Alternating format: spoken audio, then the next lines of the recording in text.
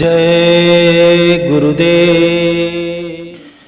बुरा काम करने से पहले हमारा अंतःकरण हमें रोकता है।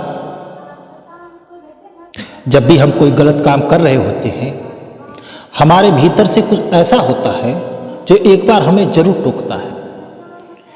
जब तमोगुण हावी होते हैं, पाप प्रिय लगने लगता है, आचरण में पछता उतर जाती है, तो भीतर भी हलचल होती है।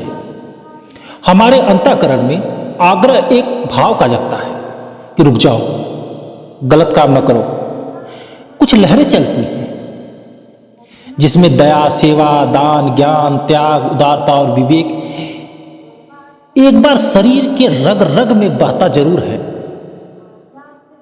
गलत काम से ठीक पहले यदि हम इन्हें महसूस करें तो निश्चित ही हम इस काम को रोक सकते हैं। कबीरदास जी ने कहा है कि ईश्वर हमसे 24 अंगुल दूरी पर है। कबीर जी की बात पते की है, लेकिन कहने का तरीका थोड़ा तिरछा है। यदि सचमुच परमात्मा इतने निकट है तो हर किसी को मिल जाए, लेकिन जिस भाव से वह कहते हैं उस भाव को समझना चाहिए। आत्मा का स्थान हृदय होता है और मन का स्थान मस्तिष्क।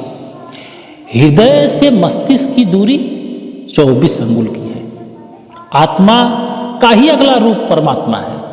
बुरे विचार या गलत काम का केंद्र मन होता है। जैसे ही यह सक्रिय हुआ, वैसे हृदय में हमें अवसर देता है कि रुक सकते हो तो रुक जाओ। हृदय से आवाज भी आती है, सत्य पर टिको, ये दुष्कर्म अस्थाई है। यदि हम हृदय की भाषा सुनने से चूक जाएं तो मन वहां ले जाकर पटक देता है, जिसे गलत दुनिया कहे। इसलिए भीतर की सत्ता से जुड़े रहें तो बाहर की सत्ता हमसे गलत काम नहीं करवा सकती। यह सत्यता है। गलत में एक आकर्षक होता है और सहज में जो सही होता है उसमें एक सहज का आमंत्रण होता है। हृदय पुकारता है और मन खींचा चला।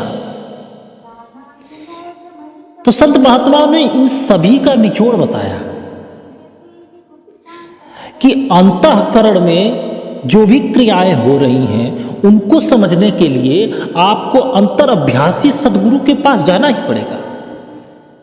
बाहरी चीजों को समझने के लिए आप स्कूल जाते हो, कॉलेज जाते हो, गुरुकुल जाते थे पहले लोग। वो चीजें ये सामान्य जो लोग हैं वही समझा देते हैं, आप उन भाषाओं को समझ लेते हो।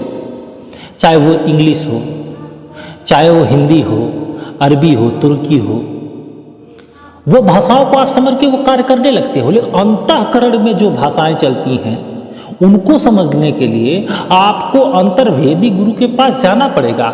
और जब वो भाषाओं को वो अंतर्भेदी गुरु समझा देते हैं, फिर चीजें सब क्लियर हो जाती, सब समान पटल की तरह आपके सामने प्रदर्शित हो जाता है।